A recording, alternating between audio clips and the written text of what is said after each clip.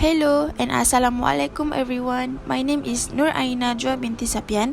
My matrix number is 275339. In this video, I will share 10 tips, safety and risk for event managers to plan. Let's get started. As much as we wish for everything to go smoothly, things never happen exactly as you imagine and accidents do happen. It pays to know what the risks are, make plans, and be prepared to deal with them on the day. Each event has its own notches, and depending on the location, the type, and the size, you are going to have a number of different risks to take into account. However, there are few areas that every event planners need to take a good look at as a starting point. What is health and safety? Health and safety regulations are make sure that there are no injuries, no accidents at our event or at our festival. Why? As a manager or event organizer, we are responsible for the health and safety for our audience. Let's get into the first tip, which is event and production equipment. Whether you are running a big music event with a huge, impressive stage and large amount of technicolor lighting, or you are running an outdoor sport event with a few marquees and an extensive sound system for commentary, you need to assess the equipment you are bringing onto our event site and analyze the hazard associated with it. Remember, you are not alone in making your event safe. Make your life easier and use your supplies knowledge to ensure you're not taking unnecessary risks. You can be an expert in everything, so if you need some help understanding the production lingo, take a look at this handy glossary of terms. Tips number 2. Have you got the right crowd management process in place? Crowd at events bring a huge amount of atmosphere, and no one wants to end up with an event that lacks that, right? However, crowd in mass also pose a number of risks. Take into considerations how you will manage the public on event site, plus how you will manage them coming and going too. With the right planning in advance, you will still get the buzzing atmosphere without the stress of trying to throw in last-minute crowd management exercise on the day. A few things to think about. What's the accessibility like to your event, and what are the risks associated with public roads, and etc. We go to tips number 3. Children attending or participating. These can include managing any lost children and how you reunite them with their guardians, and risk assessment for kids playing areas on site or any other activities designed for children. Even what the legislations are around children and photography in your country need to be taken into account. Plus, if there are children participating in your event, you are required to carry out background check on staff working with them. Tips number 4. Transport and traffic management. Whether you are supplying transport to your event or managing the traffic entering the site, you need the appropriate marshalling, signage, parking, and dedicated pedestrian access in place. Take the time to map it out, assess the risk area, and put appropriate plans in place. That you will have a peace of mind that you have done all you can to create a safe environment and limit the possibility of incidents. Take a look. Tips number 5. Staff and volunteer safety. It's easy to get caught up in making sure your attenders and participants have the best time and nothing goes wrong for them. But an equal important set of people are your whole event crew. Their safety is extremely important, and you should analyze each and every role and the risks associated with them.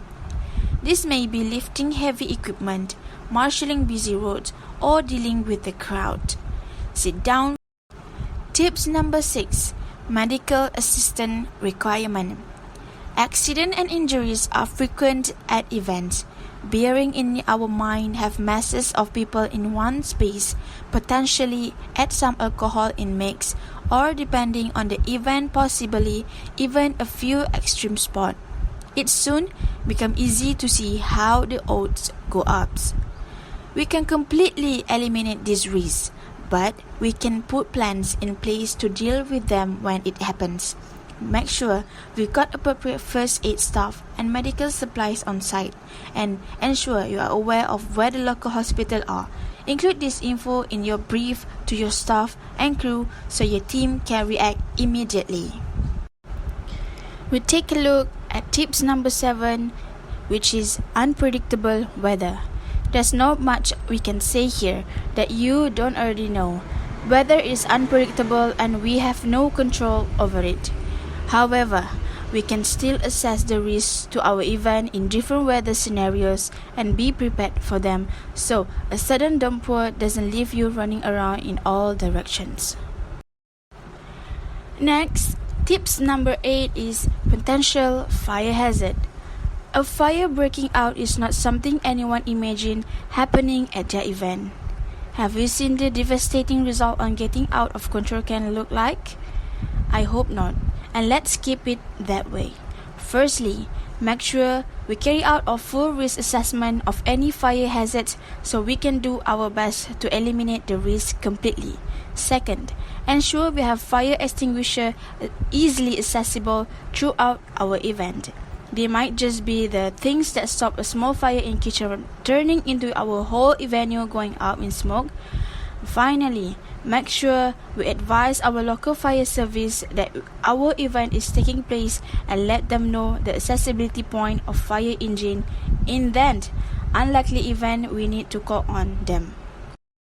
For tips number 9, food safety. You may not have direct control over the food being provided at your event, but you still have a duty to be aware of how food is being provided, stored, and cooked. Ensure your vendor have appropriate licensing and have access to the facilities that they need to make sure their food meets food safety standard. You should also ask for evidence of their training and food safety vetting for their workers, and make sure you have the name of everyone who will be working at your site. That way, you can make sure that they will go through your site checking and out process and have the right information about your event and safety procedures. If someone's get ill, it will not be your door they coming knocking on and your event they remember getting ill at.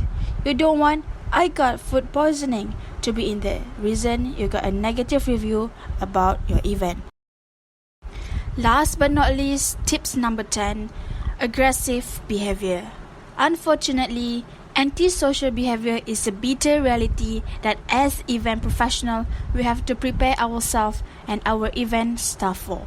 This kind of behavior comes in many forms, from a few disgruntled competitors at a sport event to someone who has had a few too much drink at a festival, and right through the worst case scenario of someone intentionally setting out to cause harm or who injures themselves. To ensure you can deal with this scenario, you can put a number of things in place. Use an expert help to identify the risk area and direct you on appropriate safety measurement. Make sure you have plenty of security present at your event, that they are properly trained, certified, and inducted into the specific of your event safety process and planned. That's all from me. Thank you for your time and watching this video. Bye bye.